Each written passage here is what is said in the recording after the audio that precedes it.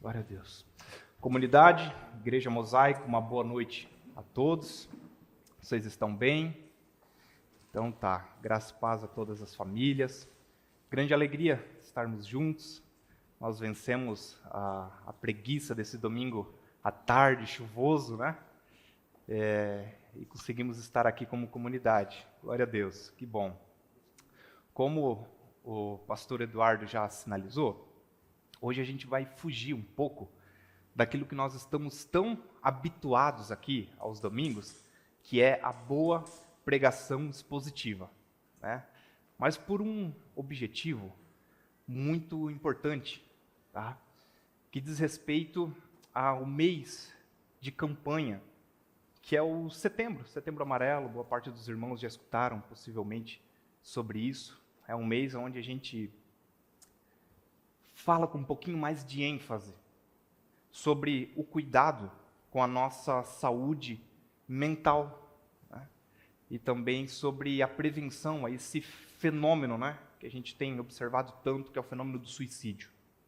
Então a gente tenta ser um pouco mais específico, falar de forma mais clara sobre tudo isso, e a gente tem visto que essa temática sempre ajuda muito, tanto a igreja quanto a sociedade em si que nós estamos inseridos, né? Então tá bom. Irmãos, então hoje a gente pretende falar um pouco sobre cansaço. Vamos iniciar falando sobre isso. Depois a gente vai falar um pouco sobre saúde mental. E a gente finaliza apontando para a igreja. Para a igreja porque nós acreditamos que a igreja ela possui respostas vitais para toda essa complexidade que a gente encontra. Então nós acreditamos fielmente que a igreja ela é o protesto de Deus contra a solidão. Que a igreja de Jesus, irmãos, ela é uma comunidade que aponta para a vida. Para a vida, nunca para a morte. Então a gente fala dessas temáticas e pretendo finalizar falando sobre a igreja e toda a sua significância, sua natureza. Amém? Então tá bom. Queridos, nós estamos cansados. Vamos partir desse ponto? Nós estamos exauridos, sobrecarregados.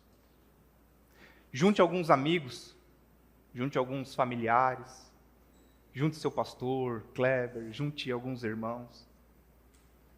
E não vai demorar para a gente escutar essa frase tão falada. Cara, como eu estou me sentindo cansado.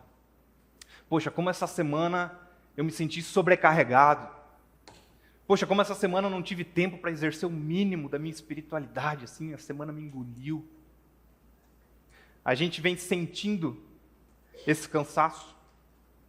E é muito interessante, irmãos, que isso aqui, ele não é uma hipótese.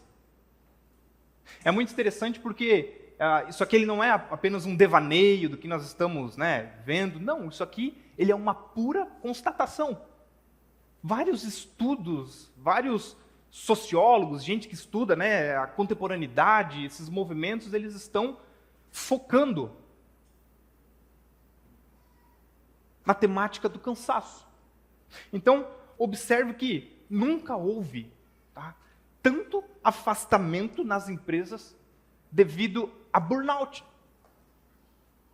e ansiedade. O que é burnout? É o esgotamento mental, é o esgotamento profissional. Gente, na clínica, nós estamos produzindo quase que semanalmente laudo, anexando com psiquiatras e afastando gente dos seus trabalhos, devido ao cansaço, devido à ansiedade. Então, é uma realidade, tá? Recentemente, a fundação, né, a Fiocruz, a Oswaldo Cruz, publicou um estudo apontando que 72% dos brasileiros e brasileiras não dormem direito. Possuem algum distúrbio do sono. Ou seja, ou dormem demais, como uma expressão de fuga, né, da realidade, como uma forma de, sabe, a gente costuma dizer na psicologia, uma mini-morte. Ou então a própria insônia, que é a dificuldade de conseguir desligar por completo e conseguir fazer esse ciclo do sono, descansar. 72%. Uma estatística realmente alta de gente com dificuldade de relaxar, de distensionar e dormir. Queridos, para nós observarmos, por exemplo, a ansiedade, você sabe que hoje nós lideramos, né, a nossa nação, o Brasil, pastor Eduardo, a gente lidera o uso de psicofármacos. Então, para os irmãos que já foram para a Europa ou possuem alguma informação de lá, você sabe o quão é diferente, por exemplo, do nosso país, né? A cada esquina, aqui nós encontramos uma farmácia, né?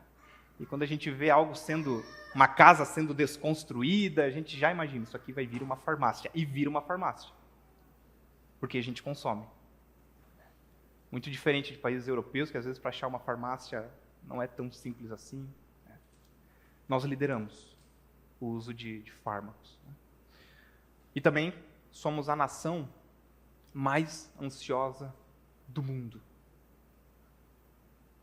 Somos o país mais ansioso do mundo. Inclusive, a própria Organização Mundial de Saúde vem sinalizando isso, que a ansiedade ela ultrapassou a depressão como a principal causa de atenção na saúde mental. Então, observe que por muito tempo, né, tantos estudiosos vinham tentando compreender o que era essa melancolia, essa tal de depressão, essa mutação que a depressão foi tendo na história, no tempo.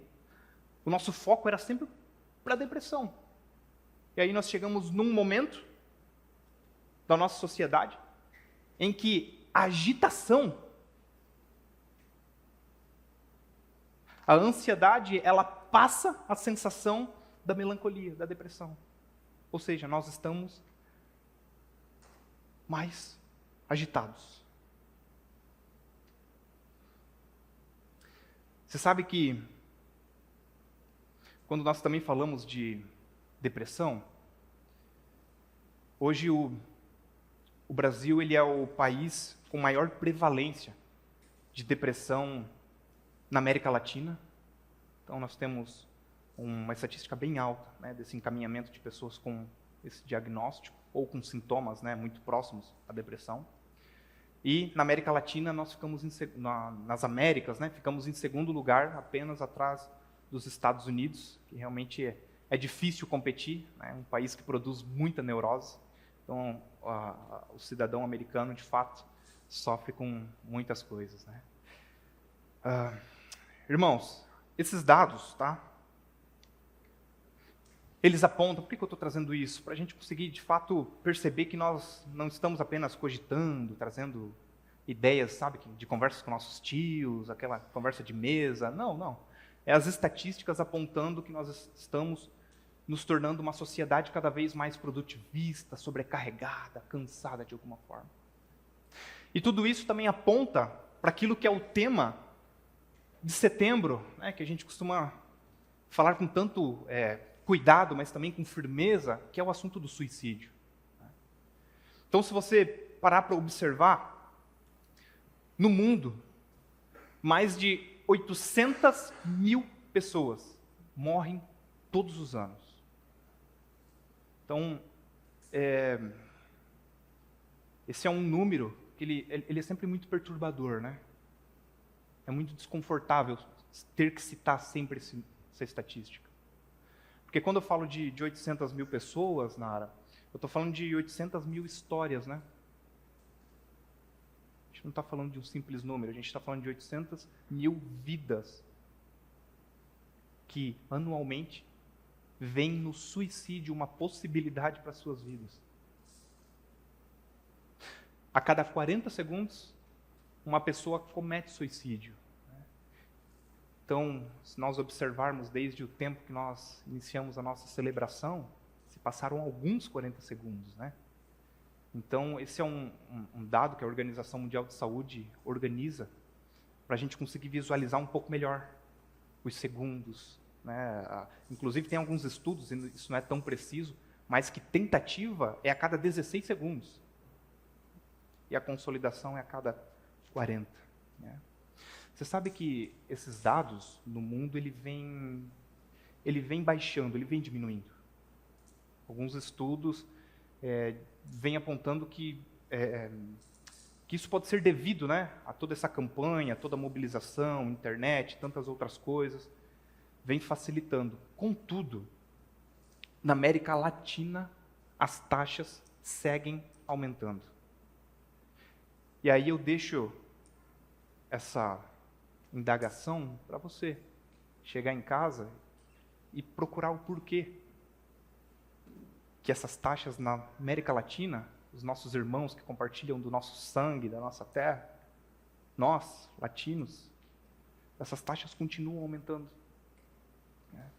Nós somos uma região que não se recuperou do pós-guerra, nós somos uma América que não usufrui de uma boa educação, de uma boa saúde. Né? Tudo isso coopera para uma saúde emocional mais esvaziada, né, irmãos?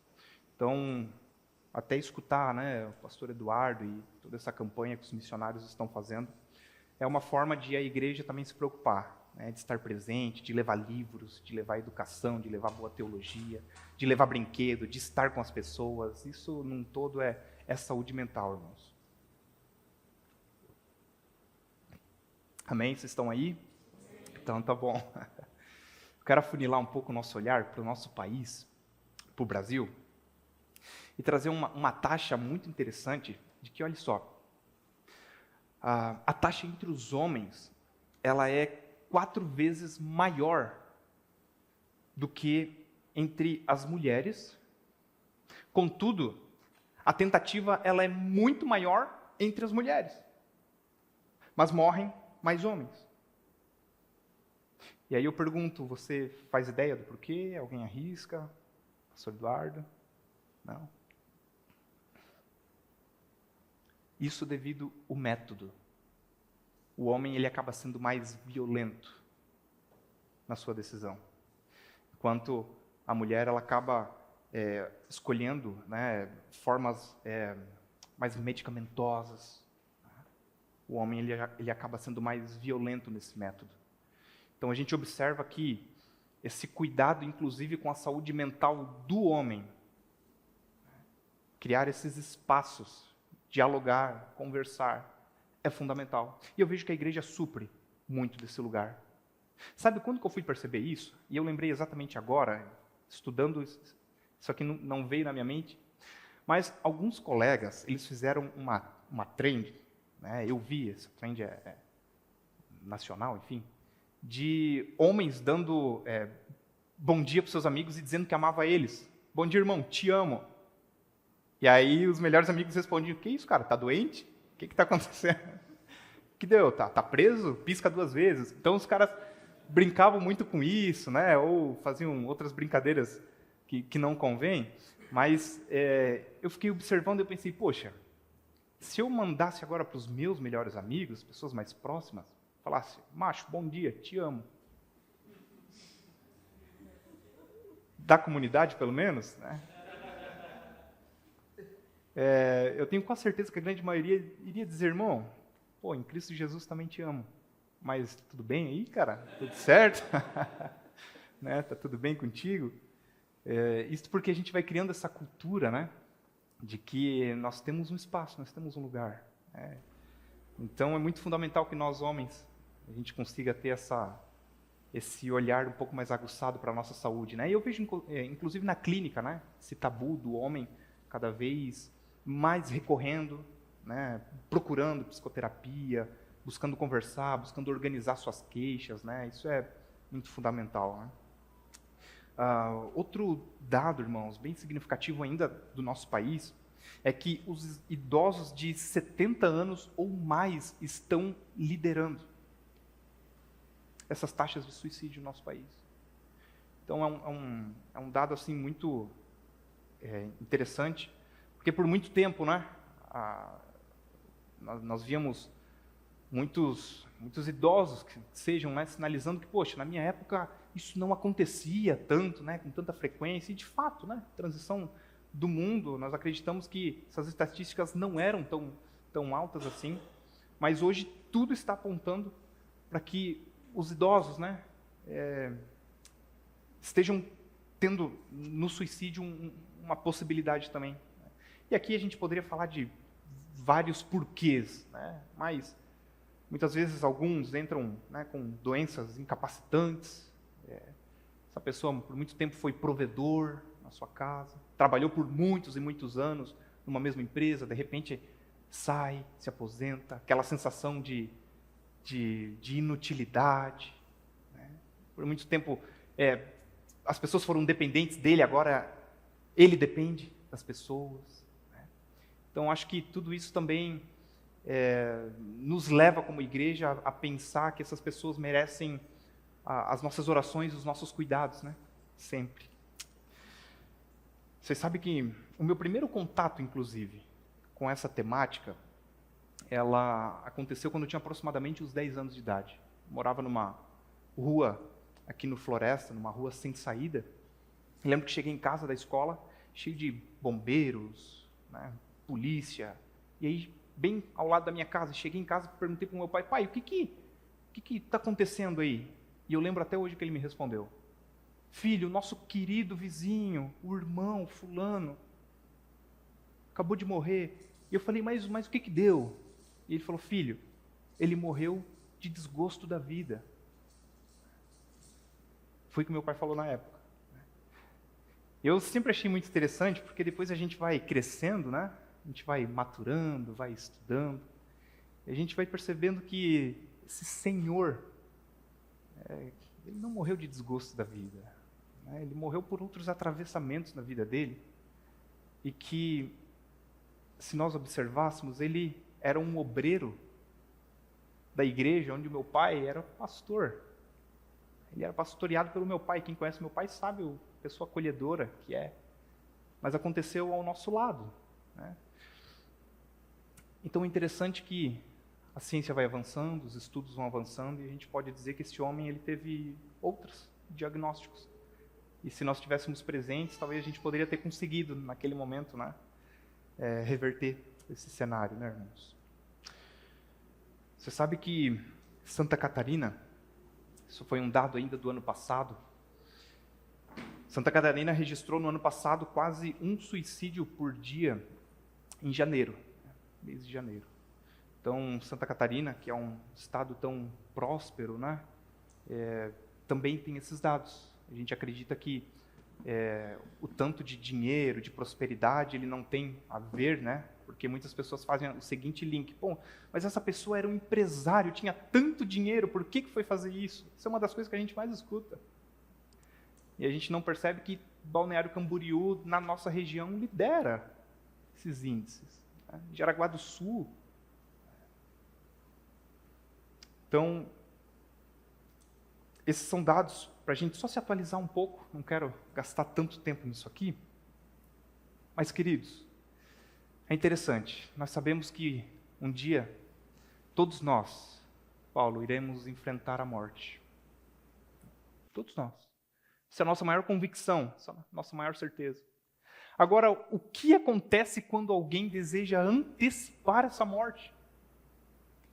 O que está rolando ali? A gente entende, queridos, como eu já sinalizei, que quando alguém vê no suicídio uma possibilidade, essa pessoa ela está em sofrimento psíquico extremo. Ela está em muito sofrimento. Então, a gente nunca consegue apontar, Kleber, uma única causa. Ah, foi porque saiu do trabalho. Ah, foi porque a esposa deixou. Ah, foi porque aconteceu X coisa. Nunca tem uma única causalidade. Você consegue entender? A gente costuma dizer que isso ocorre, né, um fenômeno que ele ocorre com a culminância de diversos eventos e fatores, né, sejam eles químicos, biológicos, culturais, sociais, psicológicos. Então a gente nunca consegue apontar uma única coisa. Enfim, irmãos, se nós voltarmos à nossa pergunta central, ao nosso tema, que é do cansaço, nós então poderíamos perguntar o porquê que esses dados eles vêm aumentando tanto. Por que o Brasil vem liderando tantas taxas? Por que isso é uma realidade na nossa sociedade? Por que nós estamos tão cansados hoje? Então a gente parte da economia. Os economistas vão dizer que nós estamos vivendo, olha só, na quarta revolução industrial. O que é isso? É a máquina trabalhando com o ser humano. É a tecnologia, o algoritmo, a inteligência artificial. É esse híbrido de ser humano e tecnologia. A gente está vivendo esse tempo. Então, olha só, nós criamos a tecnologia. E nós criamos para que nós pudéssemos fazer o quê? Trabalhar menos, pensar menos, para que a tecnologia fizesse as coisas, produzisse as coisas para nós. Lê do engano, irmãos. Estamos trabalhando como nunca. Antes nós precisávamos, para coletar uma informação, nós íamos até a biblioteca municipal, abríamos alguns livros para coletar uma informação. Hoje o ChatGPT, em menos de 10 segundos, produz a informação com referência e entrega na sua mão. É bom? É bom. É uma tecnologia, mas num todo. A tecnologia está nos salvando? Não. Nós estamos cada vez mais escravos de todo esse contexto. Então nós estamos em constante, irmãos, conectividade. Lembre que eu estou falando do porquê nós estamos cansados.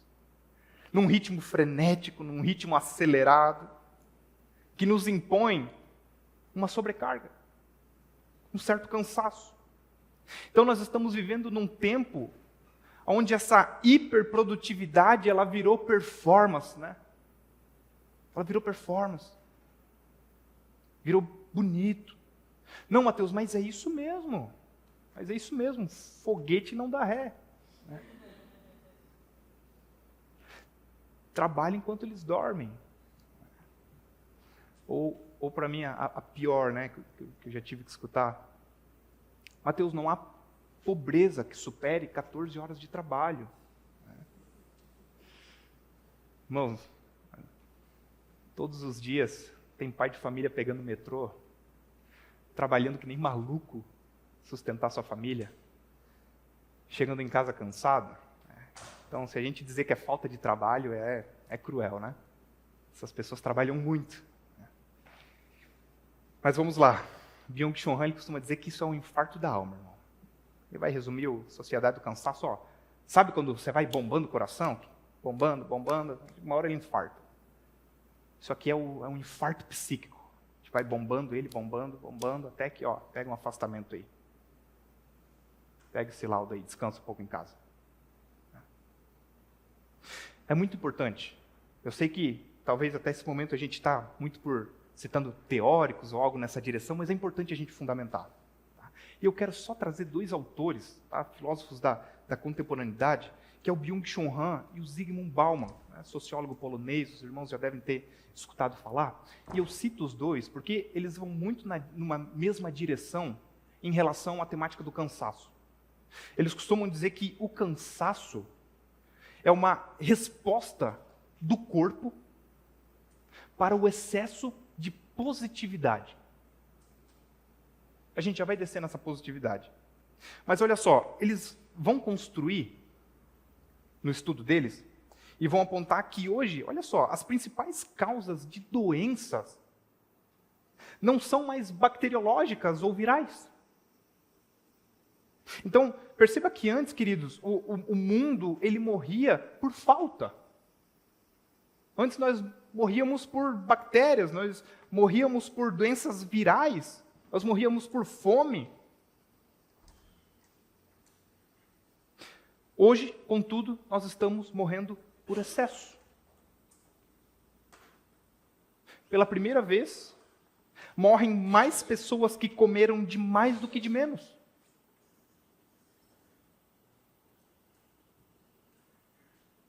Hoje nós estamos morrendo por excesso. Então, perceba que a verdadeira doença hoje, ela não é externa, ela não é bacteriológica, ela não é viral, ela não está lá.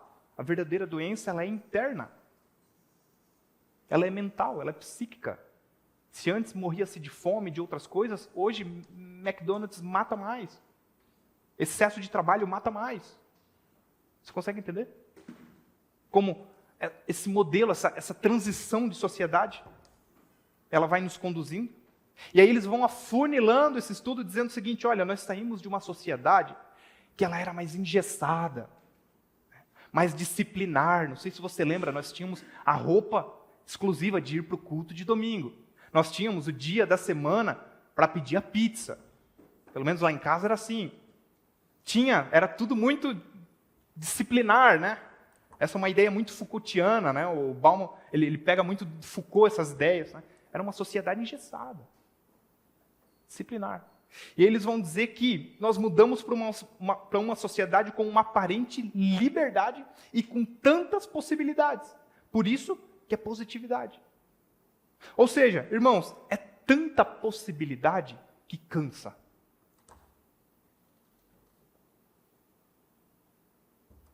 É tanta possibilidade que nós cansamos.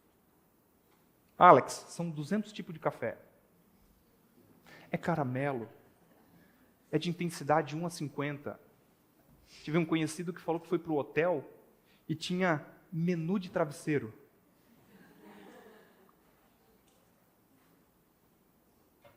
Você consegue perceber? São inúmeros streamings. Eu abro o iFood com a Aline, ela escolhe rapidinho. Cara, eu rolo aquilo. Fico, passa meia hora eu ainda não decidi. É muita opção. Pior, streaming. Eu sei que você passa isso também. Catálogo Netflix. E rola aquilo, rola. Outra plataforma. E procura, e não acha. E tu vê, passou 20 minutos, você quer saber? Sente um fantoche, né? Tem momentos que a gente se sente um fantoche daquilo. Porque de fato isso vai nos exaurindo, você consegue perceber? É um mundo de possibilidades.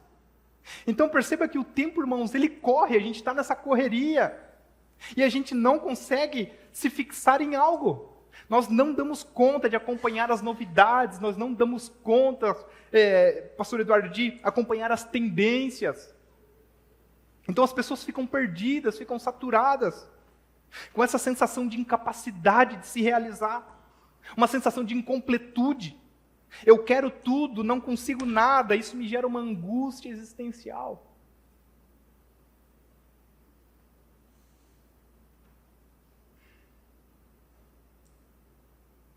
A gente não dá conta de completar, a gente está correndo atrás de algo que a gente não consegue nomear o que é o certo. E aí quando a gente para no meio dessa loucura, a gente fala, tá, eu estou fazendo o quê? Eu estou indo para onde? Por que eu estou fazendo isso? Em prol do quê? Por que eu estou sustentando ou tentando sustentar esse tipo de, não sei, de lifestyle, ou de, por que eu estou tentando, sabe? Então, irmãos, a nossa jornada ela vai se tornando mais cansativa. Enquanto eu prego para os irmãos, obviamente, isso é uma realidade também para nós, né, pastor? Uma realidade minha também. Nós estamos cansados. E é muito importante nós analisarmos isso, porque, querendo ou não, nós importamos esse modelo de cansaço, Nara, para a nossa espiritualidade. Thomas Merton, naquele livreto dele, A Liberdade da Solidão, ele vai dizer que a vida espiritual é, antes de mais nada, uma vida. Ou seja, a forma como nós conduzimos essa nossa vida vai tornar com que a nossa espiritualidade também seja uma espiritualidade cansada. Então, não sei se você já percebeu, mas poxa, não sei, meu pai, nossos pais, vou citar o meu para não... Meu pai trabalhava muito, trabalhava na indústria. Dia de semana, chegava em casa cansado. Ele ia para a igreja, sei lá, de 4 vezes na semana, 5 vezes na semana. Era exaustivo? Eu acredito que sim. Mas muitas vezes hoje a gente vem quinzenalmente e a gente vem um pouco cansado também. Quinzenalmente. Isso é reflexo do quê? Exatamente desse modelo que a gente importa de fora. Por quê? Porque no final, nós somos seres, irmãos, preste atenção nisso aqui, guarde no seu coração, totalmente integrais. A gente não é um fragmento, corpo aqui, cabeça aqui. Nós somos uma coisa só. Se o corpo padece, a mente vai sentir. Se a mente padece, o corpo vai sentir. Nós somos isso e a espiritualidade está aí. Então, quando a gente adoece aqui, a gente também vai adoecendo na alma. Vocês conseguem entender? Amém. Vamos avançar. Agora a gente entra numa parte também muito boa, que é então como exercer algumas práticas que nos conectam a esse descanso da alma. Tá? E eu, obviamente, começaria com aquilo que Jesus nos instruiu. Eu acho fantástico Mateus 6. Eu acho fantástico quando Jesus começa a falar sobre o assunto da preocupação. E conforme ele começa a introduzir, ele vai dizer o seguinte, né? Olha, observem os pássaros. Eles não plantam, nem colhem, nem guardam os alimentos. Mais à frente ele continua, né? Olha, observem os lírios, como eles se desenvolvem, né? Os lírios do campo. Você sabe que um estudo recente apontou que uma das formas de maior cuidado com a saúde mental, nessa conexão com a natureza, é observar os pássaros? Isso é muito interessante. Eu acredito que aqui Jesus está falando dessa preocupação do Sermão do Monte, para corações também cansados, também vulneráveis. Então ele chama para essa observação, ele chama para essa contemplação. Então o meu primeiro ponto para nós é nós sermos mais intencionais no nosso freio de mão. É puxar ele de forma mais intencional, sabe? Tipo, não, eu preciso mesmo puxar. O homem, irmãos, precisa do silêncio. A gente precisa do silêncio para se conectar com a realidade do mundo. A gente precisa do silêncio. Você sabe que o Rubem Alves ele vai dizer, né? Para mim, Deus é isso. É a beleza que se ouve no silêncio. Então a gente precisa disso. A gente precisa observar mais. A gente precisa segurar um pouco. Faz quanto tempo que você não vai aí para uma natureza, para um rio, para um lugar? Ou para o portão da sua casa, de manhã, seu cafezinho, né, João? Tomar um sol, observar um pouco mais, acordar uns 15 minutos antes. Isso faz muita diferença. Queridos, uma das coisas que eu mais observo, inclusive no contexto clínico, é como nós estamos negligenciando o sono. E é interessante que todo mundo, né? Qualquer psicólogo que você for conversar, qualquer pessoa vai dizer, sono, na televisão sono, durma bem, e a gente não está dormindo bem. Inclusive as taxas, né, 72%, apontam para isso. Né? A gente não está dormindo legal. Então, olha só, fazer uma boa higiene do sono, irmãos, é fundamental. O que é isso? É desacelerar um pouco mais antes de deitar. Sabe, é criar um ambiente mesmo favorável para que você consiga deitar. Sabe, se desligando aos poucos do celular e criando aquela rotina de sono. Isso é fundamental. Você sabe que a privação de sono, ele era, né, um método de tortura pelo exército norte-americano? Então você vai, inclusive, ver na caçada, né, Osama Bin Laden, o exército norte-americano, pegando o pessoal e deixando eles 3, 4, 5 dias sem dormir. Esse era o método de tortura. Em 6 dias, eles estavam com uma ruptura na personalidade deles. Ou trazendo para o senso comum, estavam paranoicos. Então isso é só um apontamento de como essa privação de sono pega para nós. Tão importante, meus amigos. Irmãos, atividade física. Sabemos também que é fundamental. Atividade simples. Uma caminhada, um tênis, na rua de casa. Isso melhora, tá, demais a nossa clareza mental. Você, que vai para a academia ou não, tá? Você já percebeu que às vezes você está numa semanada extremamente corrida, as ideias elas não estão muito bem organizadas, você tem um monte de coisa para resolver, e aí você faz uma atividade física e parece que é quase mágico, né? No outro dia você vê uma clareza assim, mental, você percebe o teu humor mudando, a tua disposição. Né? Então a gente também precisa ser mais intencional nesse sentido, tá bom? Irmãos, eu acredito que é aprender, tá? A estabelecer limites saudáveis, tá? E dizer não quando necessário é libertador. Isso nos ajuda. Tá? Nós entendemos que grande parte do nosso cansaço ele vem da sobrecarga de responsabilidades. Eu sei que se eu for conversar com você e você falar para mim, Mateus, poxa, cara, eu me sinto cansado. Eu sei que você vai falar para mim, mas eu estou cansado do excesso de responsabilidade, cara. Eu estou cansado do tanto de coisa que eu tenho para entregar, que eu tenho para fazer. Então, como que a gente se organiza nisso? Percebendo, gente, o que eu consigo entregar, o que eu consigo pegar, o que eu consigo fazer, até onde eu vou. Sabe, aprender a dizer não. Nós temos, como nação brasileira, uma dificuldade muito grande. Né? Diferente, por exemplo, dos norte-americanos, que são mais rígidos, mais secos no não. Né? Não é não. A gente tem uma dificuldade. Né? E isso nos adoece. Né? Alguém se encontra nisso aqui? Faz sentido para os irmãos também? Né? Tá bom. Eu pontuaria tantas outras coisas, mas eu quero avançar. Você sabe que construir relacionamentos significativos é uma das coisas também tão fundamental para a nossa saúde? Sabe, ter amizades, ser intencional em conhecer pessoas, em construir novas amizades.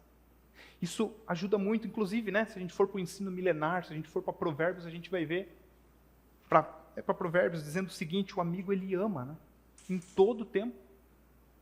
E na diversidade se faz um irmão. Tem um estudo que eu fiz um recorte para trazer para vocês, que mostra que quando nós, tá, olha que interessante, quando nós vivemos emoções positivas, e nós temos pessoas ao nosso lado, um grupo de apoio, um grupo de amigos, isso, nós temos esse apoio de quem está no nosso lado, o nosso sistema imunológico, ele se torna mais eficiente, e a nossa saúde cardiovascular mais fortalecida. Então observe que interessante, todas as vezes que você recebe um abraço do Maiorca, e ele fala, seja bem-vindo, te chama pelo nome, que bom que você veio aqui, cara, que legal, como é que tá? Irmãos, eu sou fascinado pelo pós-culto, eu amo culto, eu amo tudo que ocorre, eu também amo pós-culto. Eu amo quando eu vou poder abraçar os irmãos, e dar risada, tomar café, isso me cura para a minha semana, é sério. Não sei você, mas isso para mim é fundamental. É fundamental. E aí nós poderíamos dizer o seguinte, mas Mateus, outras atividades também não melhoram a minha condição cardiovascular?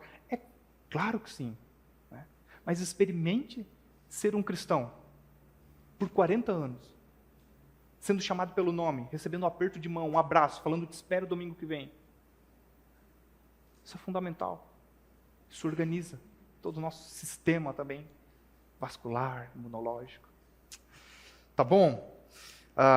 Irmãos, eu caminho para a nossa última parte. Eu caminho para a terceira parte do nosso sermão, que é apontar para o papel da igreja. Tudo isso me leva muito a refletir sobre o papel fundamental da igreja. Eu não sei se você já conseguiu fazer a leitura disso, mas a espiritualidade, irmãos, ela está no epicentro, novamente, da experiência humana. As pessoas estão buscando mais espiritualidade. As pessoas estão buscando mais religião. Sabe por quê? Porque elas estão buscando acolhimento. A gente está buscando afeto. A gente está buscando um lugar. E eu acredito fielmente, novamente, que a igreja, ela é uma resposta vital para tudo isso. Ela é o protesto de Deus contra a solidão. Então, para não ficar apenas nas minhas percepções, eu peço que os irmãos abram o texto bíblico para nós lermos juntos em Mateus, capítulo 16 e verso 13.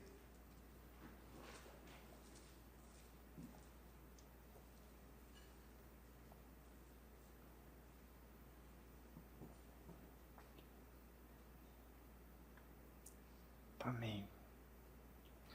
Vamos voltar ao fundamento, vamos ver o que o próprio Cristo disse sobre a sua igreja.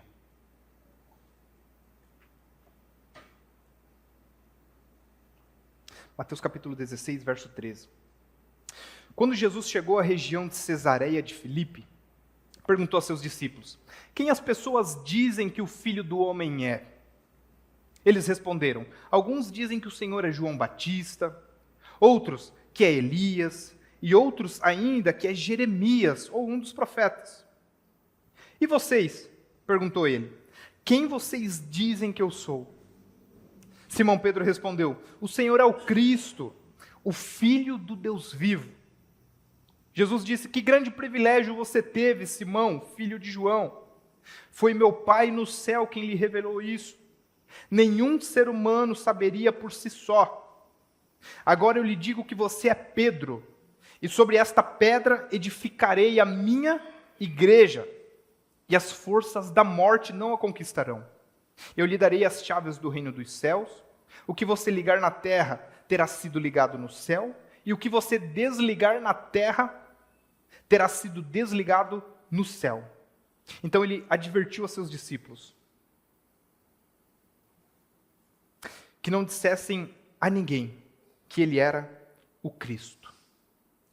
Irmãos, aqui Jesus está num diálogo muito importante com os seus discípulos.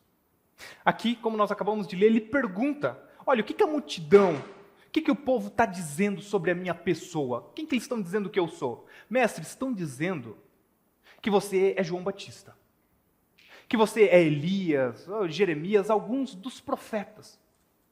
Então Jesus muda a lógica da pergunta e devolve para eles, para os discípulos: e vocês?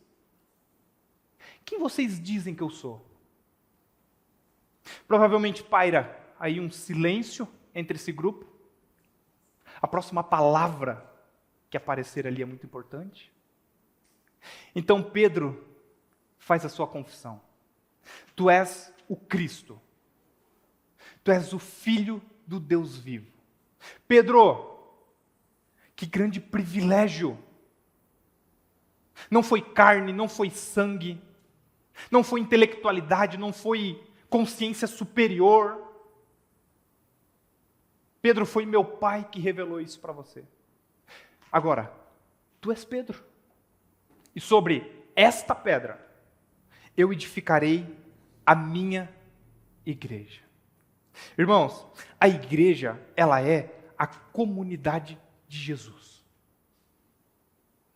Quando Jesus utiliza aqui a palavra igreja, quando ele diz eu edificarei a minha igreja, ele está utilizando essa palavra grega, né? Ele utiliza o termo grego que se chama eclesia, ou eclésia, que significa uma reunião pública, uma assembleia. Então, onde havia um grupo, uma reunião de pessoas, ali havia uma eclesia.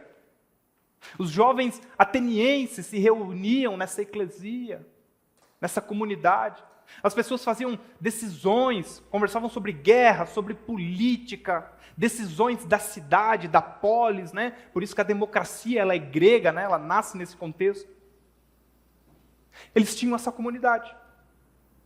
Os gregos tinham a sua assembleia. Então observe que Jesus está, queridos, em Cesareia de Filipe. Uma região muito significativa para Jesus falar o que falou. Por quê? Nessa região não há um local que você olhasse que você não iria ver um templo pagão. Você não iria ver um paredão de mármore, um templo dedicado a César. Templos a Baal. Templos expressando o poderio romano, as divindades da época. E é nesse contraste, irmãos, olha, observe bem, é nessa realidade de Cesareia, onde Jesus está com os seus discípulos.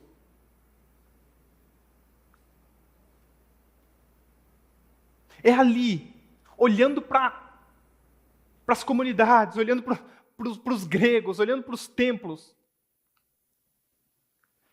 que o carpinteiro da Galileia, que o nosso Cristo, sem riqueza alguma, com seus 12 discípulos, observa tudo isso e vai dizer: eu vou fundar a minha comunidade.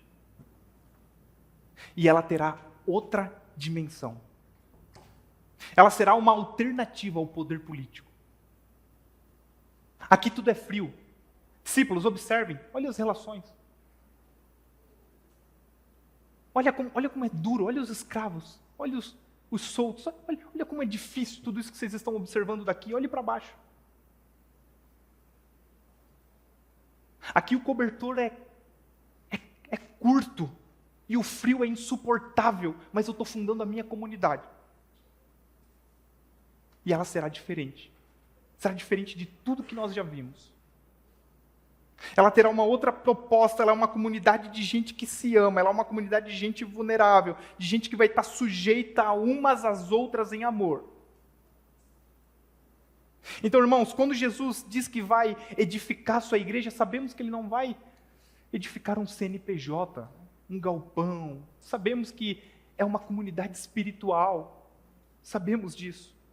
Mas também nós podemos dizer que a igreja local, ela é essa materialização dessa comunidade espiritual.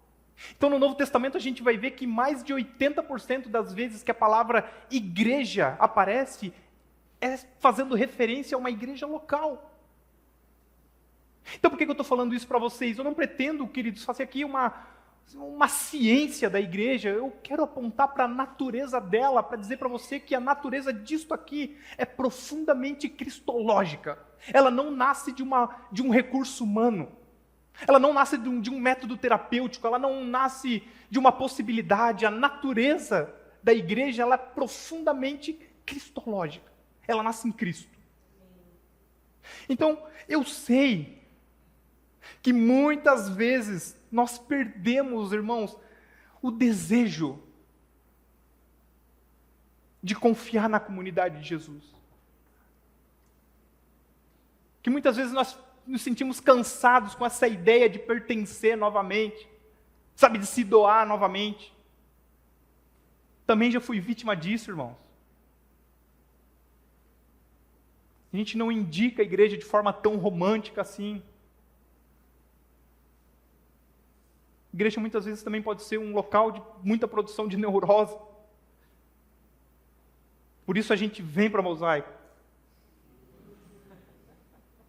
A gente busca igrejas que olhem para o texto bíblico, que se relacionem de forma saudável, que não busquem um modelo produtivista, sabe, de diálogos. Irmãos, também já fui uma certa vítima disso. Eu sei que nós cansamos. E, consequentemente, a gente vai tendo uma certa dificuldade, queridos, muitas vezes de abrir o nosso coração, de confiar uns nos outros, de podermos conversar.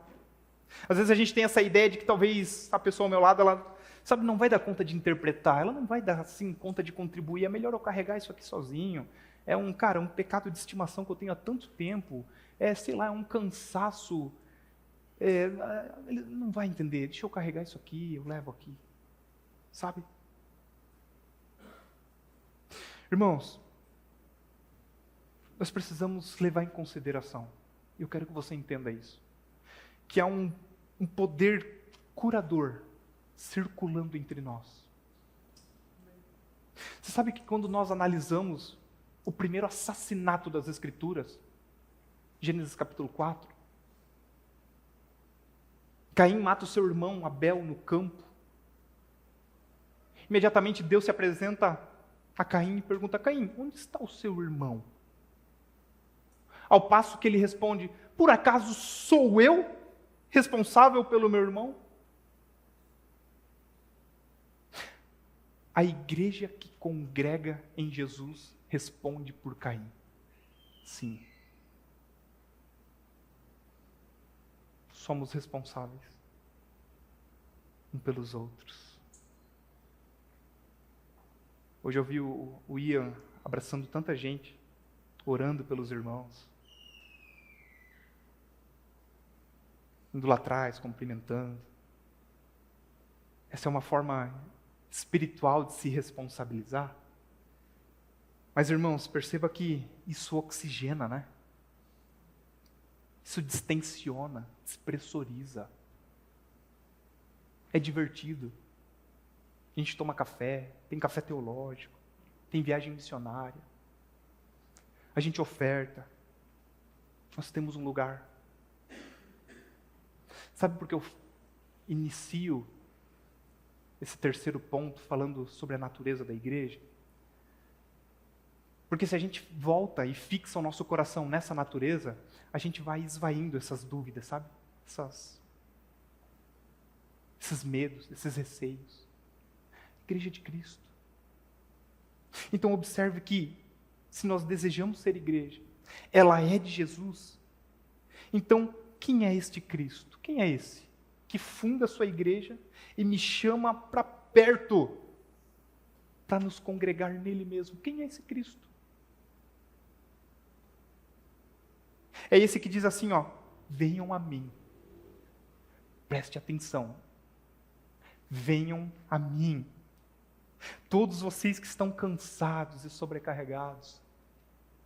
Jesus está falando da carga aqui dos fariseus, mas também da carga que nós colocamos sobre nós mesmos. Eu lhes darei descanso. Sabe por quê? Porque o meu jugo, ele é fácil de carregar. Você sabe o que é jugo, né, irmão? Aquele instrumento que unia dois animais para andar juntos, né? Então Jesus está dizendo, olha, no meu ritmo, eu vou dar um descanso ideal para você. O meu jugo, ele é fácil porque ele está sob o meu controle. Então esse é o nosso Cristo. Eu concluo com uma indagação, irmãos. Eu não sei se é pelo contexto clínico, por eu escutar coisas que geralmente a gente não escuta com tanta frequência, mas tem dias que eu saio da clínica, dos atendimentos, e às vezes até converso com a minha esposa, mas eu falo assim, não dá. Cara, eu não dou conta da vida. O mundo não faz sentido. Cara, não faz sentido. Como que você lida com isso aqui? Recentemente, no Jacarezinho, a avó passeando com um neto, 2 anos de idade, descendo o morro. Os policiais sobem para fazer uma operação. Os traficantes descem. A criança toma uma bala de .50 na cabeça. A avó junta a massa encefálica da criança, coloca dentro da caixa craniana, julgando assim, está ajudando os médicos. Me diz se isso faz sentido. Me diz se fome faz sentido, irmãos. Me diz se câncer faz sentido.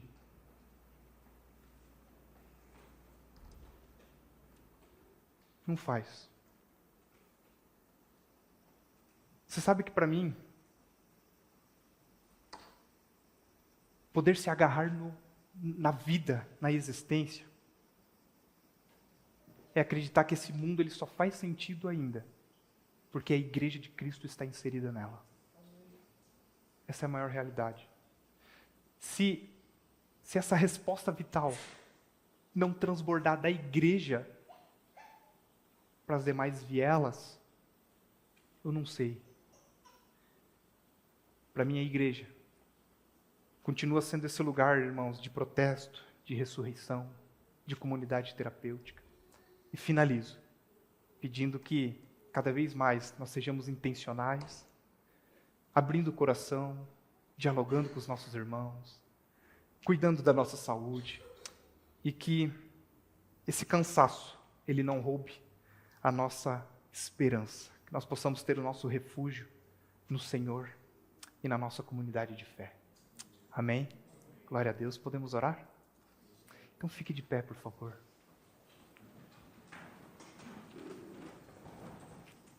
Amém.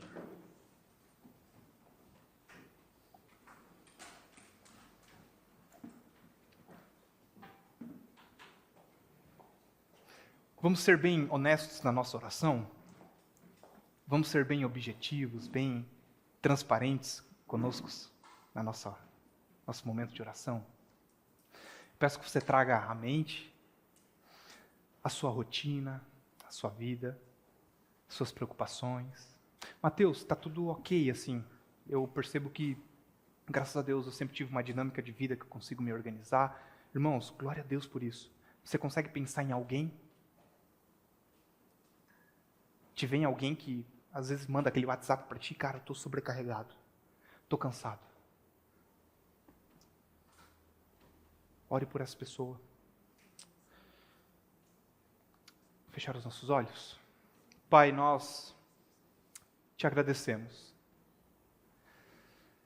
Cristo, Tu és o Senhor, Tu és o dono da igreja, Tu és o cabeça. Nós te agradecemos porque um dia no Sermão do Monte, você falou com corações tão cansados, tão vulneráveis.